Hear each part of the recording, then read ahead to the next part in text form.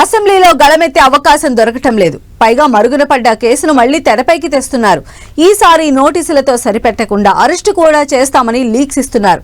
అందుకే వ్యూహం మారుస్తోందట బీఆర్ఎస్. ఇక పబ్లిక్ లోనే ఉండాలని, అరెస్ట్ అయితే కూడా జనంలోనే అరెస్టు కావాలని భావిస్తున్నారట BRS working president KTR. Party ముఖ్య నేతలతో పాటు ఎమ్మెల్యేలు కూడా ప్రజల్లోనే ఉండేలా ప్రణాళికలు రచిస్తున్నారు. ఇందుకు బీఆర్ఎస్ వ్యూహమేంటి? ప్రజా వ్యతిరేకతను పెంచే ప్రయత్నమా? కేసుల నుంచి తప్పించుకునే ఎత్తుగడ?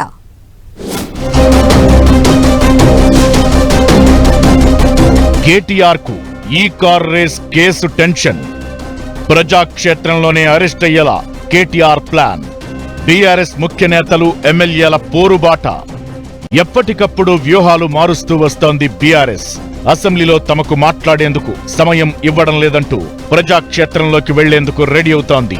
ఫార్ములా ఈ కార్ రేస్ కేసులో తనకు నోటీసులు ఇవ్వచ్చు, అరెస్టు కూడా చేయొచ్చంటూ వారం రోజుల క్రితమే మీడియా చిట్చాట్ లో చెప్పారు కేటీఆర్.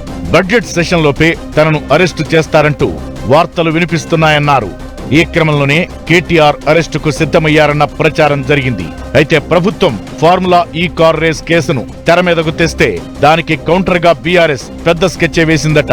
రేవంత్ సర్కార్ ఈ కార్ రేస్ కేసును మళ్లీ తెర మీదకు తెస్తున్న వేళ కేటీఆర్ ప్రజల్లోకెళ్లాలని డిసైడ్ అవడం ఇంట్రెస్టింగ్ గా మారింది. ఇకపై జనంలో ఉండేలా యాక్షన్ ప్లాన్ రెడీ చేసుకుంటున్నారు కేటీఆర్. ఒకవేళ ఈ కార్ రేస్ కేసులో అరెస్టు కావాల్సి వస్తే అది ప్రజాక్షేత్రం నుంచే జరగాలని భావిస్తున్నారట. జనంలో ఉండగానే అరెస్ట్ అయితే సింపతి వస్తుందని లెక్కలు వేసుకుంటున్నారట. బీఆర్ఎస్ సిల్వర్ జూబ్లీ సంబరాలను గ్రాండ్ గా నిర్వహించేందుకు సిద్ధమవుతుండగా ఆ పార్టీ వర్కింగ్ ప్రెసిడెంట్ కేటీఆర్ జిల్లాల పర్యటనకు రెడీ అవుతున్నారు. జిల్లా కేంద్రాల్లో పార్టీ ముఖ్య నాయకులు, కార్యకర్తలతో సన్నాహక సమావేశాలు పెడుతున్నారు. ఈ నెల 20న సూర్యాపేట జిల్లా, 23న కరీంనగర్ జిల్లాలో క్యాడర్ లీడర్లతో ప్రత్యేక భేటీ కానున్నారు కేటీఆర్. అసెంబ్లీ బడ్జెట్ సమావేశాల తరువాత అన్ని జిల్లాల్లో పర్యటించేలా రూట్ మ్యాప్ సిద్ధం చేసుకున్నారు. కార్యకర్తలకు ఓవైపు పార్టీ ఆవిర్భావ వేడుకలపై దిశానిర్దేశం చేయడంతో పాటు కాంగ్రెస్ సర్కార్ వైఫల్యాలపై ప్రస్తావించాలని భావిస్తున్నారు. ఈ క్రమంలో ఒకవేళ ఫార్ములా ఈ కార్ రేస్ కేసులో అరెస్టు కావాల్సి వస్తే ప్రజాక్షేత్రం నుంచి జైలుకు వెళ్లి న్యాయ పోరాటం చేయాలని డిసైడ్ అయినట్టు తెలుస్తోంది. ఇక అసెంబ్లీలో తమకు మాట్లాడే అవకాశం ఇవ్వడం లేదంటున్న బీఆర్ఎస్ పోరుబాటకు సిద్ధమవుతోంది. హామీల అమలుపై ప్రశ్నిస్తామనే జగదీష్ రెడ్డిని సభ నుంచి సస్పెండ్ చేశారని ఆరోపిస్తోంది. అసెంబ్లీలో ఈ అంశంపై మాట్లాడదామన్నా అవకాశం దక్కడం లేదంటున్న బీఆర్ఎస్ ఎమ్మెల్యేలు నేరుగా ప్రజల్లోకి వెళ్లాలని డిసైడ్ అయ్యారట.